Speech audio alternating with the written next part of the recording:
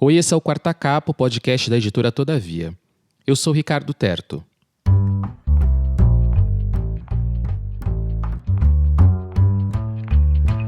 Você está ouvindo um episódio da temporada Escrever é Muito Perigoso. Nela, eu estou conversando com autoras e autores da Todavia sobre seus processos criativos.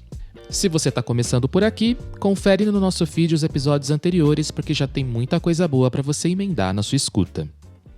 O programa de hoje traz uma conversa com Natália Timmerman, um dos nomes mais comentados da literatura contemporânea brasileira. Natália já estreou chamando muita atenção da crítica com o elogiado Desterros, Histórias de um Hospital-Prisão, publicado pela Elefante em 2017. Esse que de alguma forma se liga à profissão da Natália, que por ser médica psiquiátrica, trabalhou no Centro Hospitalar do Sistema Penitenciário. Depois foi a vez de Rachaduras, pela Quelônio, em 2019, livro de contos que foi indicado ao Prêmio Jabuti. Em 2021 chegou a vez de Copo Vazio, romance de grande sucesso, e agora é a vez de As Pequenas Chances, que acabou de ser lançado e sobre o qual a Natália fala pela primeira vez neste programa. Em As Pequenas Chances, Natália, a narradora e não a escritora, encontra o médico de cuidados paliativos que atendeu seu pai, Arthur, por acaso enquanto aguarda um voo. A conversa desperta nela toda a experiência da perda, ainda próxima e repleta de cicatrizes. Arthur era médico, então a notícia da volta do câncer veio seguida da certeza da finitude.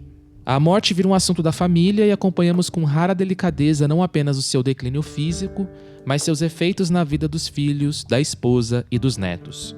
O livro também tem alguns momentos surpreendentes que eu vou deixar para você descobrir quando ler. Hoje a gente bate um papo sobre a escrita a partir da experiência e da memória, os dilemas envolvidos nesse processo, os caminhos que Natália percorreu para construir o seu romance e o que faz ela às vezes ficar com um olhar meio perdido. Antes de descobrirmos tudo isso, um breve recado. Sem o boca a boca dos ouvintes, também são pequenas as chances de um podcast ser descoberto por mais pessoas. Por isso, com 4 anos no ar, mais do que nunca o Quarta Capa precisa cada vez mais do apoio de quem nos escuta. Compartilhando o programa nas suas redes sociais, divulgando essa temporada que tá muito legal e dando aquelas 5 estrelas para avaliar o podcast, seja na Apple ou no Spotify. Não se esqueça também de seguir o Quarta Capa na sua plataforma de áudio para ter a notificação de novos episódios. Se você já faz isso, fica aqui o nosso agradecimento. Agora passamos para esse papo com a Natália Timmerman.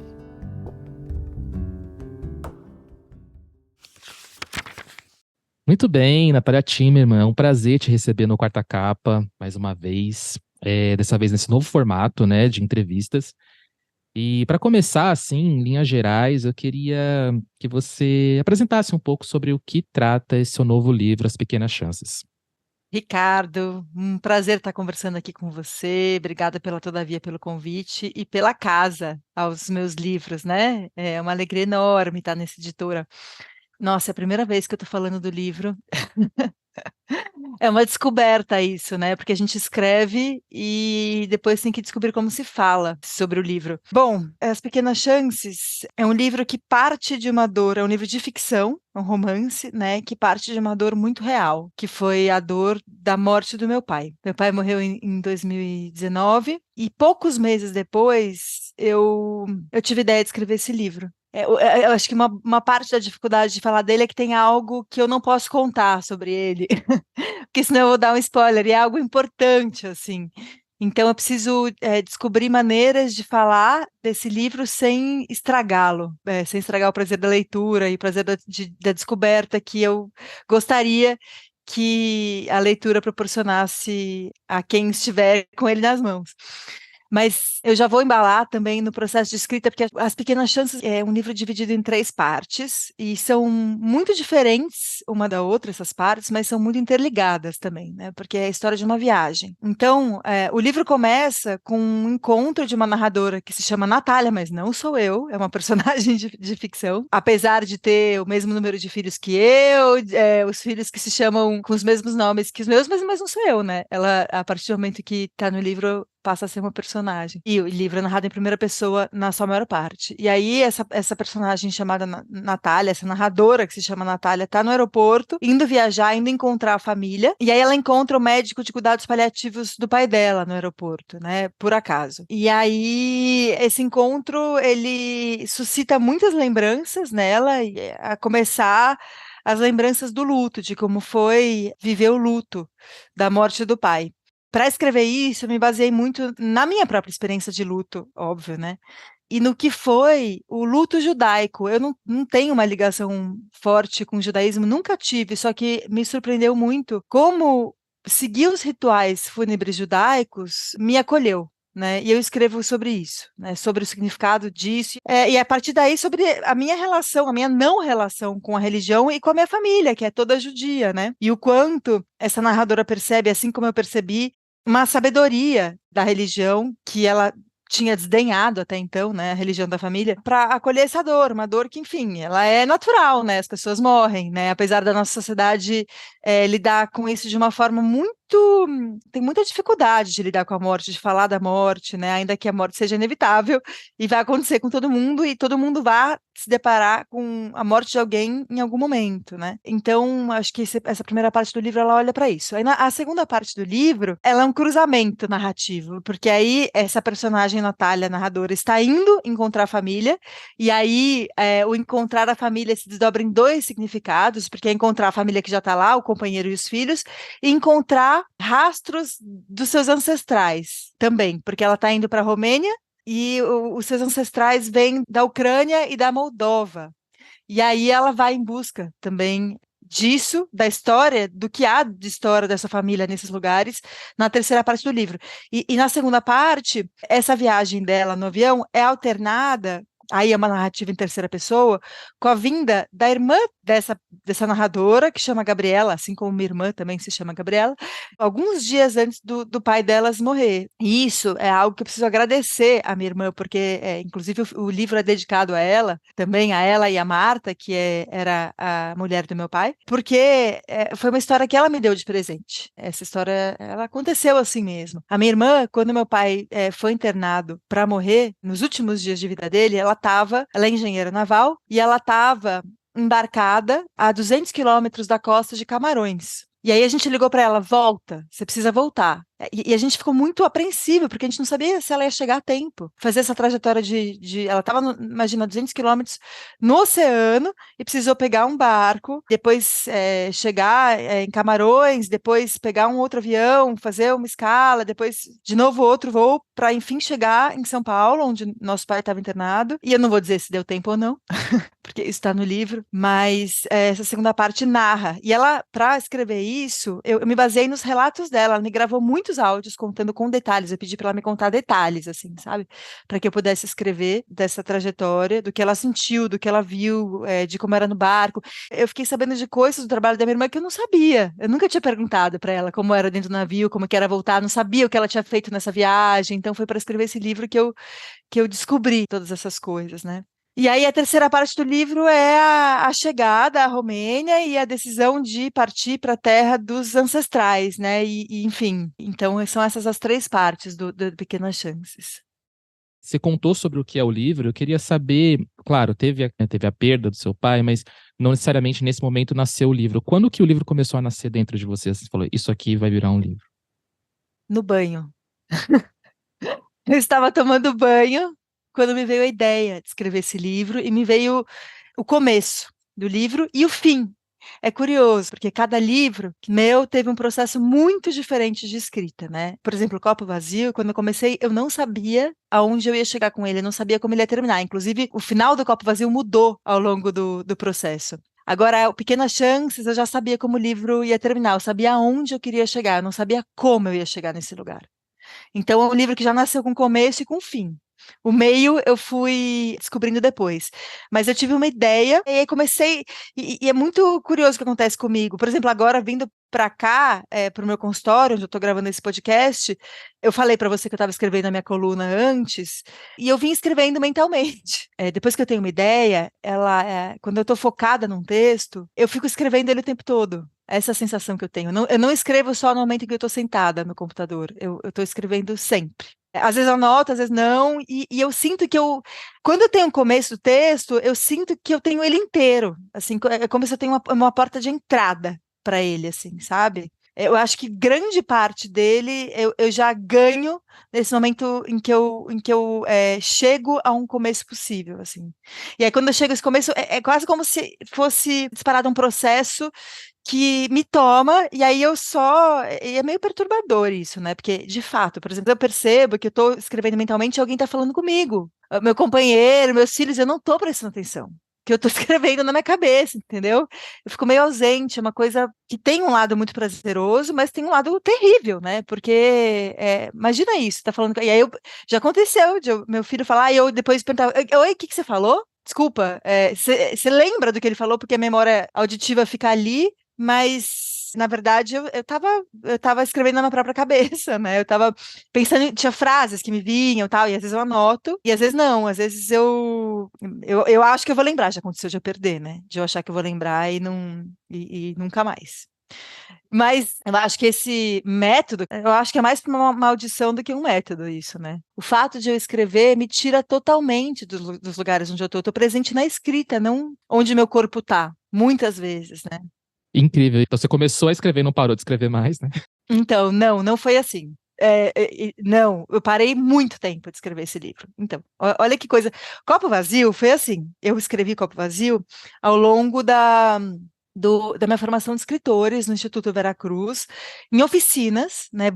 O grosso dele foi escrito assim.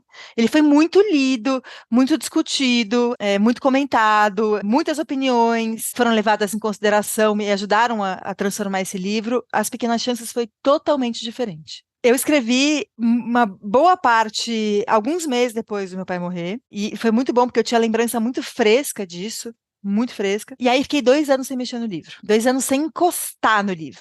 E foi aí que Copo Vazio foi lançado. Eu comecei a escrever antes do Copo Vazio, antes do lançamento do Copo Vazio. Não de escrever, mas antes do lançamento, né? Aí Copo Vazio foi lançado, eu me vi totalmente tomada por isso. E quando eu fui voltar a escrever As Pequenas Chances, que ainda não se chamava assim, se chamava Depois, foi o primeiro nome dele, eu fui abrir o arquivo e estava assim, última modificação em 2 anos atrás. Eu não tinha encostado no arquivo.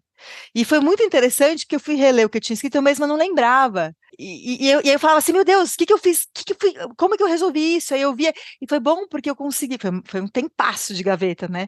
Eu consegui ter uma noção de se estava ou não estava bom. A gente perde um pouco esse parâmetro quando a gente escreve e está muito próximo, né? Eu gosto muito de dar um tempo de gaveta para o que eu escrevo, para isso, para poder dar uma distância.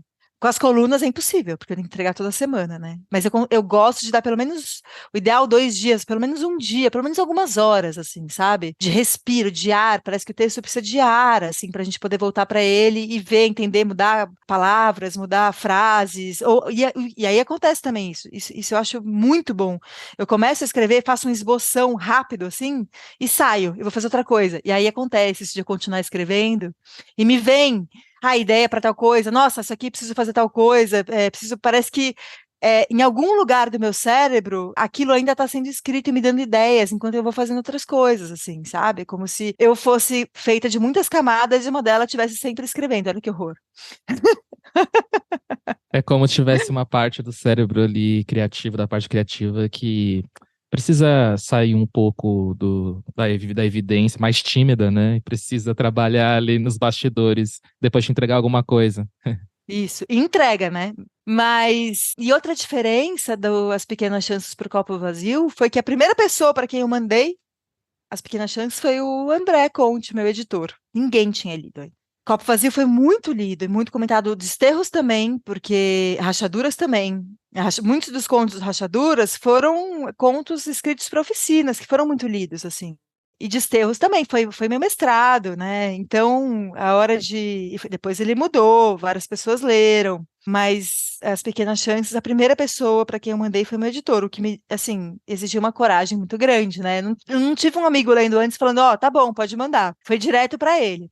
E aí eu até mandei para 2 amigos, para Gabi Aguerre e para Alfredo Setúbal, que também é da Todavia, falando, bom, se eu mandei para o André, eu preciso mandar para alguém mais também, até assim, é um gesto simbólico, assim. E aí, 2 terços dele eu escrevi em 8 dias, numa residência literária. E o resto em, acho que uma semana também, numa outra viagem que eu fiz, né? E eu sou um pouco assim, né? Eu acho que pelo fato de que eu estou o tempo todo escrevendo, quando eu sento para escrever é muito rápido. É muito rápido. É uma coisa até avassaladora, meio assustadora. E me vem uma ansiedade porque eu tenho a sensação de que eu tenho uma coisa muito grande para colocar para fora, que é um texto, um livro, né? E a sensação é que o lugar de escoamento deles, os meus dedos, são muito pequenos, a passagem é muito pequena. Eu só consigo digitar uma letra por vez, eu digito com 2 dedos, né? Então, é uma letra por vez, então assim, dá uma ansiedade muito grande. Como é que tudo isso vai escoar? Como é que tudo isso vai sair de mim? E acho que o grande trabalho é lidar com essa ansiedade, né? É ter a calma para a escrita e deixar que essa passagem aconteça. Até porque esse momento da passagem é o momento da escrita, né? Ele é crucial, ele é muito importante, é aí que a escrita acontece. Porque se eu estou escrevendo na minha cabeça, o texto não existe. Ele vai passar a existir a partir daí. E aí é que, de fato, podem vir as grandes ideias. Elas, algumas vêm na minha cabeça, mas muitas, a maior parte delas, vem nos dedos. Sei lá como é que isso acontece, né? É uma junção, é uma escrita com corpo. Não sei, acho que talvez, para mim, seja esse o significado de alma, né? Ela aparece na escrita. Eu acho que é essa abertura, essa passagem. Talvez a alma seja isso, seja uma passagem para a vida, né?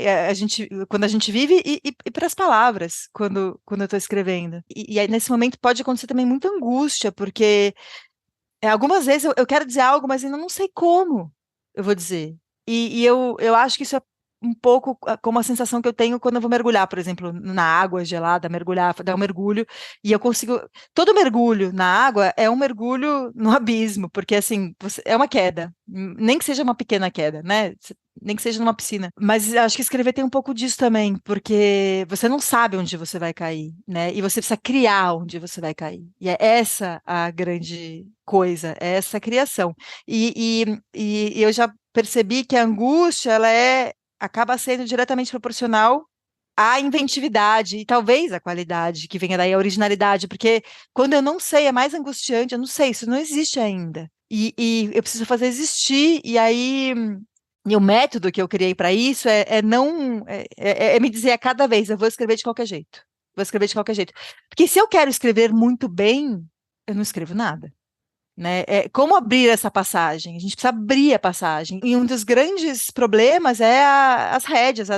A principal rédea é a autocrítica, né? E não dá. Então, eu não posso pensar o que as pessoas vão achar, eu não posso pensar o que eu vou achar. Então, tem que só, assim, o que eu me digo a cada vez, o truque é, vou escrever de qualquer jeito. E aí eu deixo vir, né? E aí eu deixo vir, deixo essa angústia trabalhar com esses dedos, com essa abertura. E aí, depois, quando eu vou ler de novo, esse de qualquer jeito, algumas vezes eu falo, nossa, até que não ficou tão ruim. Até que saiu alguma coisa que preste aqui, né? E lógico, vou mudando, mudando, mudando, mudando muitas vezes o texto, né? E essa é também uma das diferenças do Pequenas Chances pro Copo Vazio. Acho que aqui falando dos dois romances, né? Os textos de maior fôlego, que são muito diferentes a escrita é muito diferente de escrever textos curtos.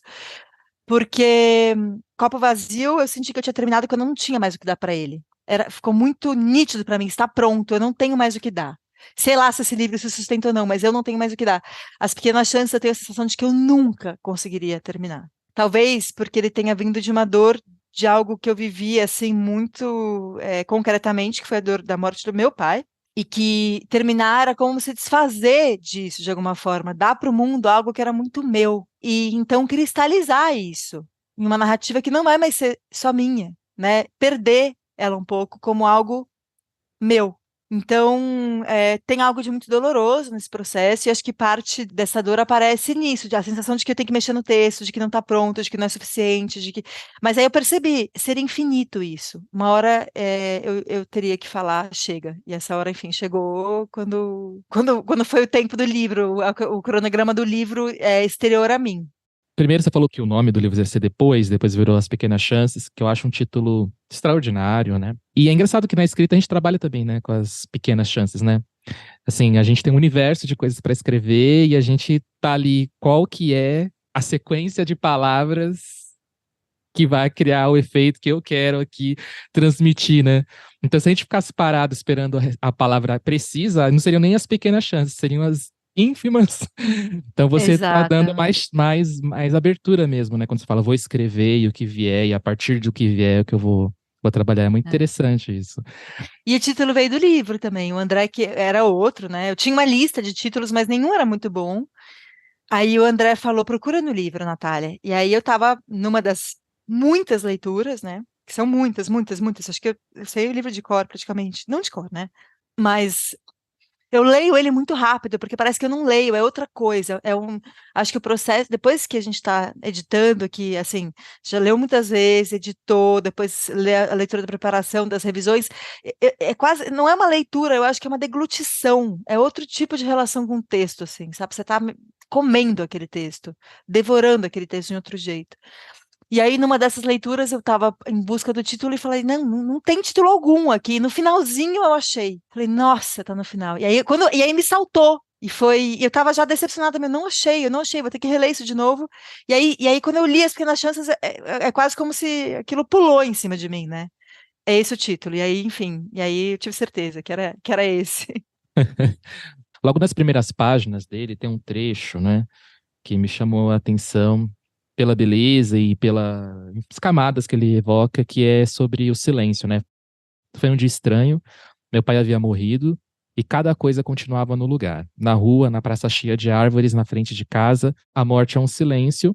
Atrás de cada som há esse silêncio, né? E é isso na hora que eu li, eu pensei, preciso conversar, perguntar sobre esses silêncios em relação à escrita e também para a Natália, porque você comentou que as pessoas têm muita dificuldade de aceitar e conversar sobre a finitude, não só conversar, mas também em termos práticos, de pensar em coisas práticas, tipo, você vai morrer, então, às vezes, o que vai acontecer com o seu corpo? Quais são os desejos, Uhum, sabe?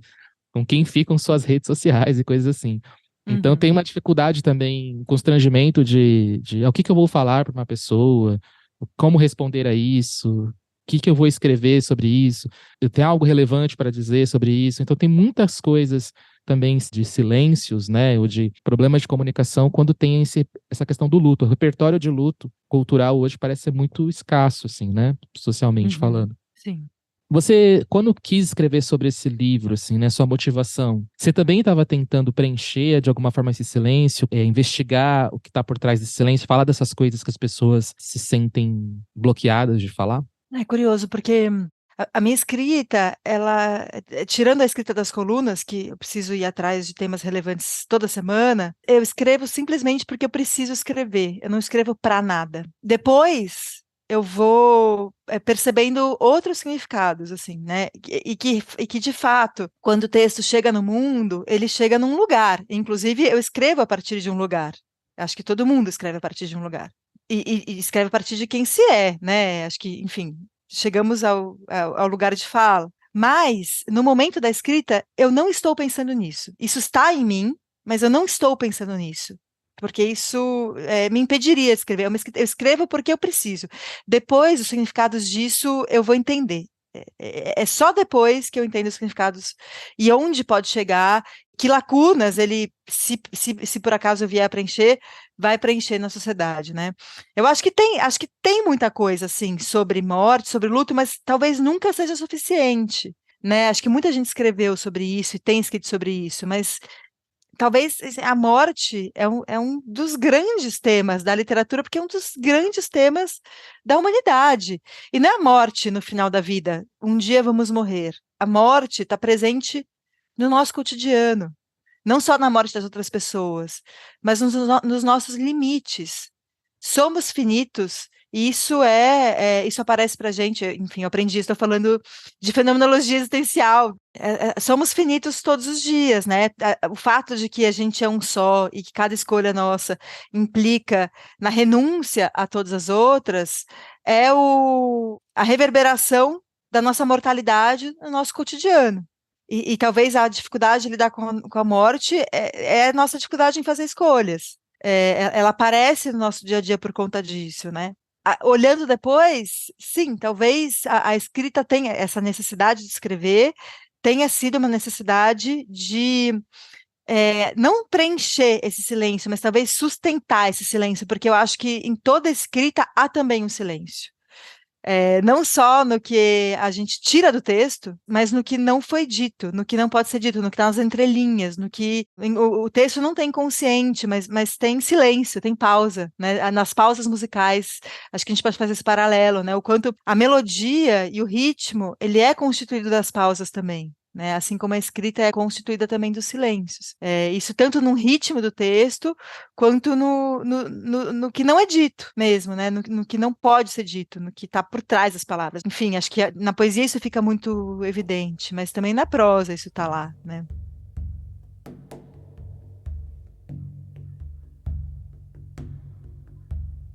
O seu livro tem uma epígrafe que me chama muita atenção, que é da Ernie Ernaux, e que fala: história familiar e história coletiva são uma única coisa. Isso dispara uma série de coisas, né? De reflexões sobre isso. Uhum. Eu queria que você contasse para os ouvintes do Quarta Capa, assim, como essa epígrafe e a própria obra da Ernie Ernaux, de repente, também se relaciona com o seu novo livro ou seu processo de escrita, não só desse livro, mas como um todo. Eu estava escrevendo a terceira parte do livro quando eu li Os Anos, de onde vem essa epígrafe. E também me saltou aos olhos essa. Tá no começo do livro. É quase, nossa, é isso, me veio assim, é disso. Eu não estou falando só da minha família, eu estou falando de outras também, né? Eu estou falando da história da imigração dos judeus, que a terceira parte fala bastante disso. Eu estou falando da história da assimilação, do que é ser descendente de alguém que veio de outro lugar, do que é deixar a origem para trás, do que é lidar com os mortos, do que é lidar com o luto. Isso não é só meu, ainda que eu esteja falando da história da morte do meu pai, e da história da minha família, no começo do século XX, no entreguerras, né? Os meus avós todos vieram no entreguerras para o Brasil, da União Soviética. Eles vieram já era União Soviética. Então, eu não estou falando só da minha família, né? Eu tô falando também, por exemplo, eu peguei informações, eu consegui saber da história da minha família, também sabendo da história da família da Clarice Lispector vindo. A Clarice Lispector veio da Ucrânia também, na mesma época em que vieram os meus avós, da mesma região, da Podólia, né? Então, acho que a epígrafe da Annie Ernaux, ela fala um pouco disso, né?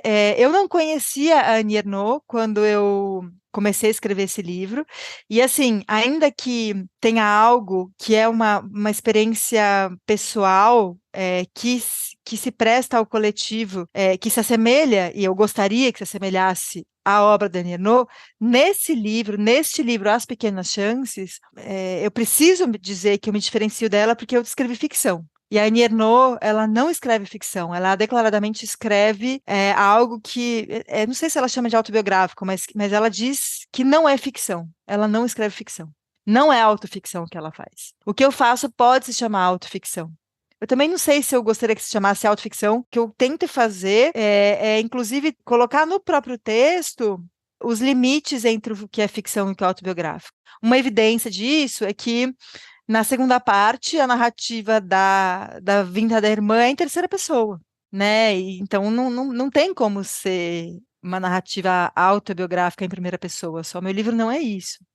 Você falou que parou, né? Deixou um pouco na gaveta, mas pelo que eu entendi da sua resposta, a gaveta faz parte do processo, né? Mas teve algum momento que de fato você se sentiu incomodada, ou pensou em desistir do livro, ou sentiu que as pessoas talvez não fossem entender como ficção, ou sentiu que estava expondo demais? Teve algum conflito interno, assim? Tem ali uma dor exposta, né? De uma maneira assim, colocada em camadas bem, de um jeito muito detalhado e imagino que, por mais que seja uma ficção, todo o repertório do que aconteceu também, dolorido, né, de resgatar e de relembrar, e, enfim. Teve esse processo para você na escrita desse livro? É curioso, porque quando eu estou escrevendo, eu não penso em nada disso. Nada, nada, nada, nada disso. Na hora da escrita, as coisas simplesmente vêm. Depois, cai uma bigorna em cima de mim, cai um prédio em cima de mim, cai uma, assim, aí vem todo o peso, toda a culpa, toda a angústia. Agora, um pouco antes de lançar, às vezes eu penso, mas por que raios eu escrevi esse livro? Por que eu estou fazendo isso? Isso é um tormento na minha vida. O que as pessoas vão achar, o que as pessoas vão dizer? Ai, o que minha família vai dizer, né? Eu exponho parentes ali, né? É um romance, é uma ficção, mas, por exemplo, tudo que aconteceu no hospital, até o médico de cuidados paliativos do meu pai é o doutor Felipe mesmo, né? Doutor Luiz Felipe, que leu, inclusive, eu agradeço muito ele. Ele leu o manuscrito, eu mandei para ele para ver se incomodava, se tinha um problema, né? E o final também, eu não quero também dizer o que é o final, mas a narrativa final também é verdade, né? Também é um relato de algo que aconteceu na minha vida, que eu já tinha escrito antes, inclusive, e que eu adaptei, mudei, transformei para esse livro, mas é verdade aquilo. Mas aí a grande pergunta, eu estava pensando nisso antes de vir para cá. Se o que aconteceu já é passado, né? Qual é a diferença entre a ficção e a memória? Né? Se a gente não tem mais acesso a isso, se ambos são inacessíveis, se a gente perdeu ambos para sempre, né? A gente perdeu o que já aconteceu, a gente perdeu o que não aconteceu. Mas ao mesmo tempo a gente tem isso através da ficção e da memória. Então, mas assim, são angústias. Eu estava falando fui encontrar dois amigos essa semana e estava falando, nossa, esse é o livro que está sendo mais difícil de lançar, porque enfim, acho que tem uma expectativa depois do Copo Vazio, minha e do mundo, né? Quando eu lancei Copo Vazio, quase ninguém tinha lido meus livros anteriores, comparado com tanto de gente que me lê agora. Aí meu Deus, e agora como é que vai ser? E aí tava falando disso, e aí eu falei, nossa, não foi tão difícil lançar Copo Vazio. Aí meu amigo virou e falou assim: foi sim. Foi sim, porque você veio conversar comigo e eu lembrei de uma conversa que eu tive com ele também super angustiada, pensando em não publicar. Porque acho que assim, na hora de escrever eu não penso em nada, mas depois eu penso em tudo. Todas as minhas neuroses vêm depois. Acho que a escrita é o momento da liberdade. E o momento das amarras, da culpa, da angústia. Claro que eu posso escrever sobre tudo isso, sobre angústia, sobre culpa, sobre nós, sobre impossibilidades. Acho que eu escrevo sobre tudo isso. Mas o gesto de escrita é um gesto de liberdade e precisa ser. Então, na hora que eu estou escrevendo, eu não estou pensando nada disso. Mas depois tudo isso vem com muito peso, com muita dor, com muita angústia, com muita insônia, com muita ansiedade e, enfim, aí depois aí eu tenho que lidar com isso, né? Haja análise, haja terapia, haja conversa com amigos. E é isso, depois que o livro chega, vem todas essas questões, mas na hora de escrever elas não vêm. Você comentou algumas vezes assim, e claro, né, acho que muitas pessoas que estão ouvindo esse podcast podem ter conhecido você através do Copo Vazio, né? Provavelmente. E aí você contou em outras respostas as diferenças, né, que existem entre o Copo Vazio e As Pequenas Chances. Mas eu também quero saber se existem algumas relações, assim, se existe alguma coisa de relação entre os dois livros que você vê. Bom, já não é segredo para ninguém mais que eu tinha sofrido um ghost, né? O que depois eu vim saber a se chamar ghosting, e foi a partir dessa dor que eu escrevi Copo Vazio. E então, nesse sentido, eles têm relação, porque ambos vieram de uma dor real, ainda que o que eu fiz com essa dor é muito diferente em um e em outro. E essa também é uma das minhas angústias, porque o Copo Vazio foi muito bem recebido, então eu tenho medo das pequenas chances, que é dos livros mais preciosos para mim, né? De como ele vai ser recebido agora, né? Depois. É a minha voz, acho que é o meu jeito de escrever. Isso sem dúvida é uma semelhança entre os dois, né? Acho que essa voz dessa escritora que se chama Natália Timmerman, que sou eu, né? E que escreve também sendo psiquiatra, sendo psicoterapeuta, tendo esse olhar para o mundo. Eu não tenho como me desfazer disso, porque eu sou também isso. Então, acho que isso também aparece nessa vivência do luto, nesse jeito de entender as coisas, nesse jeito de investigar o que é a dor do luto, nessas camadas psicológicas. Isso talvez esteja nas duas obras. Você teve algum tipo de investigação especificamente sobre o tema luto? Você ficou envolvida com esse tema na hora de escrever? Leu outras autoras, autores? Teve alguma coisa dentro desse universo do luto que te tocou também, que de alguma forma está presente no livro? Eu tinha, não dá para dizer uma experiência prévia, porque não é uma experiência, né? Estudar, não sei se dá para chamar estudar de experiência. É um tipo de experiência, mas de segunda mão, vamos dizer assim, né? É a experiência do estudo, não a experiência do luto. Mas na minha formação como psiquiatra, né? Enfim, as fases do luto, Elizabeth Kubler-Ross, eu sabia, né, disso já. Li o Roland Barthes, que foi presente de uma amiga, isso está até nos agradecimentos, foi presente da Julia Bach, o Diário do Luto, né, dele, da perda da mãe dele.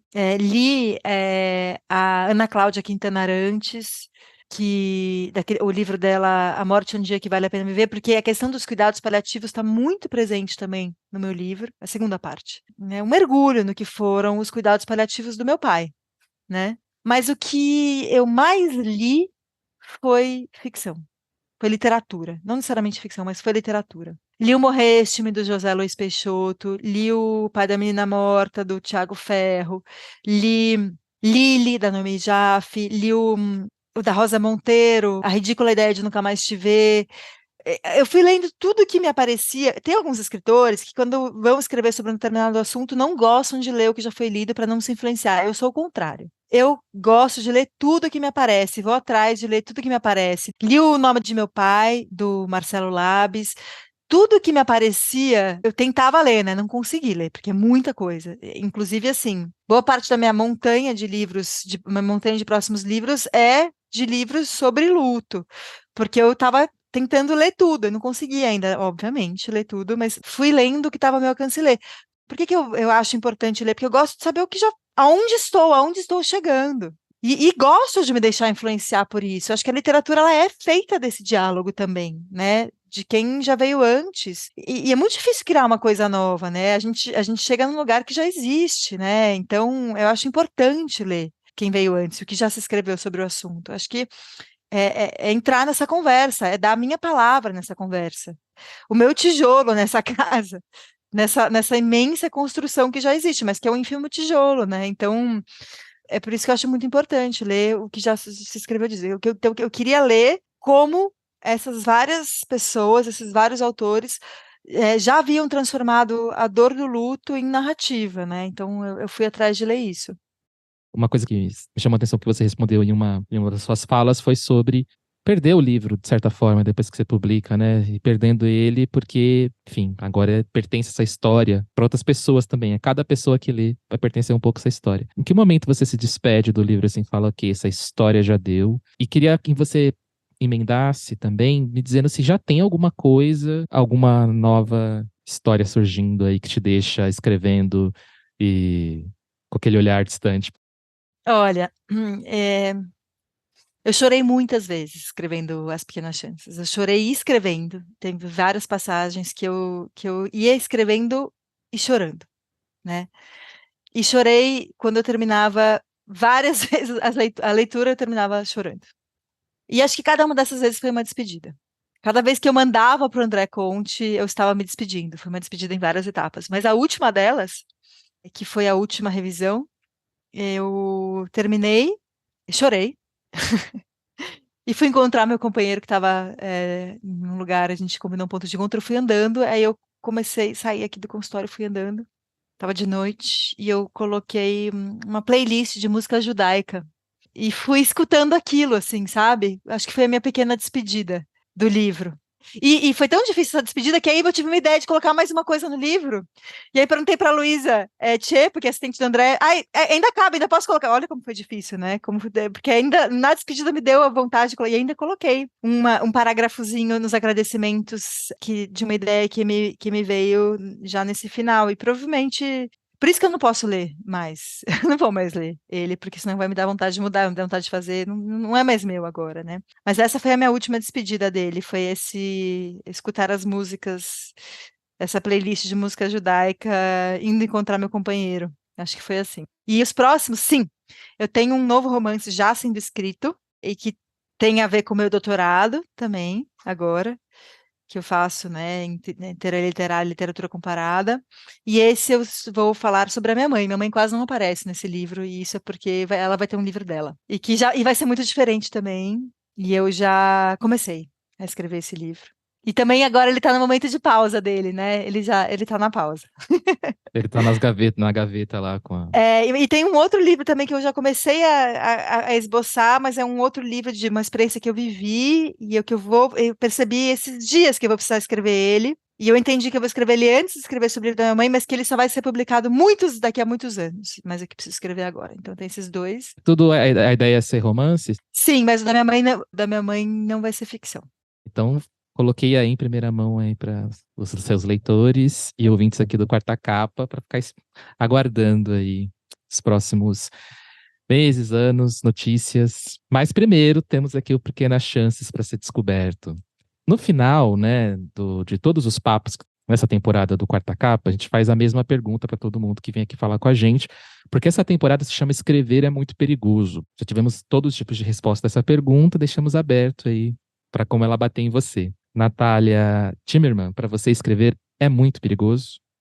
Ah, sim, escrever é muito perigoso, porque escrever transtorna, transforma. E acho que a escrita é algo que transforma o mundo, em alguma medida, seja porque um livro passa a existir, seja pelas mudanças que esse livro pode causar em outras pessoas, e transforma também quem escreve, né? A gente nunca é o mesmo depois de ter escrito um livro. Escrever é muito perigoso, assim como viver é muito perigoso, né? O nosso Guimarães Rosa. Então, escrever também é viver. Acho que essa é uma das minhas questões. Escrever é viver? Sim, escrever também é viver. Mas viver de um outro jeito. Pergunta bônus, rapidinho. Já que você tocou nisso, eu queria saber como que esse livro, Pequenas Chances, o que ele mudou em você? Como ele te transformou de alguma forma? Acho que ele ainda vai mudar. Mas até agora, o que ele mudou em mim? Sem que eu quisesse, ele mudou a maneira com que eu lido com o luto da morte do meu pai. E isso é um paradoxo, na verdade, né? Porque eu estava pensando nisso, né? Eu publiquei um trechinho do livro por conta da morte do Zé Celso na minha coluna, né? Na última semana, e foi o meu recorde de visualização. Muito, foi o dobro da coluna que tinha sido mais visualizada. Quando eu olhei, eu levei um susto. E me deu uma coisa vertiginosa e uma certa alegria e ao mesmo tempo uma culpa, porque, gente, é a morte do meu pai. Como é que eu posso, entre aspas, tem uma questão ética aí, né? Eu estou me beneficiando da morte do meu pai. E também uma dor, porque eu queria falar com meu pai sobre isso. Eu queria dar um abraço nele. Pai, eu escrevi um livro sobre você, sobre você ter morrido, só que eu não posso. E é isso, é essa dor também, né? Então é o que eu pude fazer com isso, né? Acho que esse livro é o que eu pude fazer com essa dor. E aumentando o paradoxo dessa dor, porque aí me dava muita vontade, nossa, pai, como eu queria te contar sobre esse livro que eu escrevi porque você não tá mais. É um nó, né? É o paradoxo. Obrigado aí por esse papo com a gente aqui no Quarta Capa. Valeu demais. Tenho certeza que todo mundo que escutou adorou essa conversa. Eu que agradeço. Obrigadíssima pela conversa e pelo convite.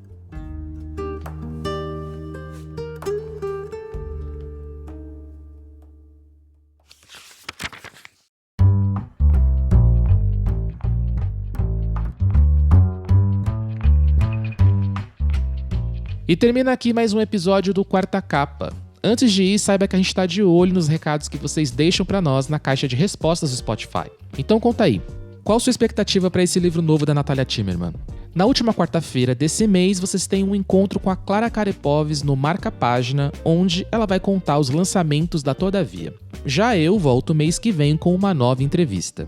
O Quarta Capa é apresentado, editado e roteirizado por mim, Ricardo Terto, que produz o programa com o apoio da Natália Pazini e da Luli Macedo. As artes são de Mariana Neves. O Quarta Capa é uma produção da Rebentar Central de Histórias e uma realização da editora Todavia. Obrigado pela escuta, um abraço e até a próxima.